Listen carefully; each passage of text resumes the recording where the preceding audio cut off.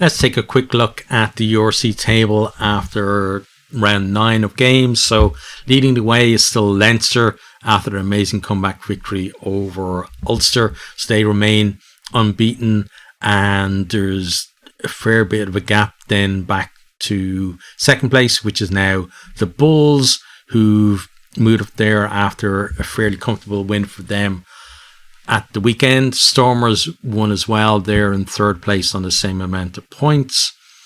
We then have Ulster, who dropped from second down to fourth after that defeat to Leinster. They're going to want to,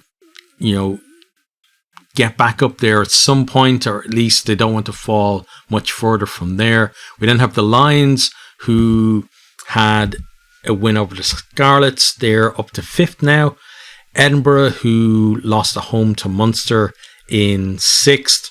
And then we have Cardiff in seventh place, with Munster right on their heels as well. So I'd say Edinburgh and Cardiff, and maybe even the Lions as well, we'd be looking over the shoulders at Munster, who are coming into a bit of form. And there's an ambulance making noise outside, so apologies for that. Then we have the Glasgow Warriors are the first of the chasing pack, just outside those playoff spots. They've been in kind of mixed form recently, so they're going to want to go on a run once we come back for the games over the Christmas period. The Sharks, who had a pretty decent start to the season, they're kind of stabilizing now around about 10th place, but again, they'll want to get into those playoffs as well for the end of the season. Connacht finding a little bit of form themselves in 11th place, and then we have Benetton in 12th, who they've kind of been the big losers over the last few rounds. They've dropped from, I think, about 5th place or something down to 12th, and you can see how tight it is though between from Benetton all the way up to the Lions. It's a couple of wins for a team, and suddenly you're right up there in the mix again. So they're definitely going to want to get that over the Christmas period. I think it's going to be very important for teams putting themselves, maneuvering into position for the start or the run-in at the start of next year. We have the Dragons, who find themselves above maybe their more illustrious Welsh regions of the Ospreys in 14th and the Scarlets in 15th.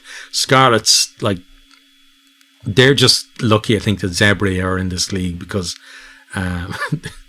they've been very poor all season. Actually, I think they started not too bad. They started with a draw, right? That was actually against Ospreys. But then since then, we haven't really seen much from them at all. And then we have Zebre at the end, still 0 from 9.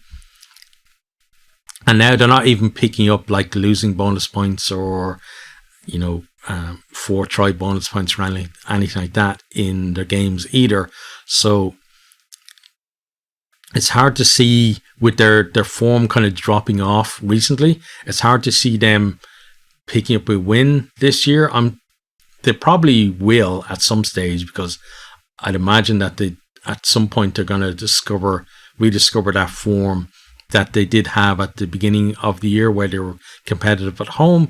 I hope they do that, because I want to see, the league has been fairly competitive, and you can see that again if you look from 5th place down to about 12th place.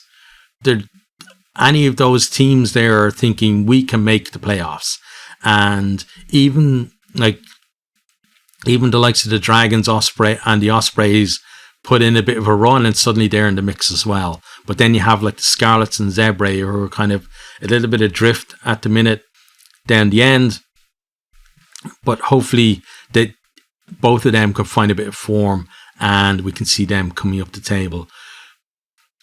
But the URC now goes on a break until kind of the Christmas period. So we'll come back to that when those games are on.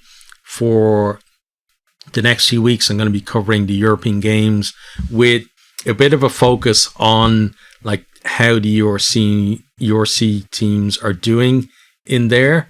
So I'll be covering some of the big games from the URC teams and giving you a roundup of how each of the teams from the URC are doing as well in the respective European competitions.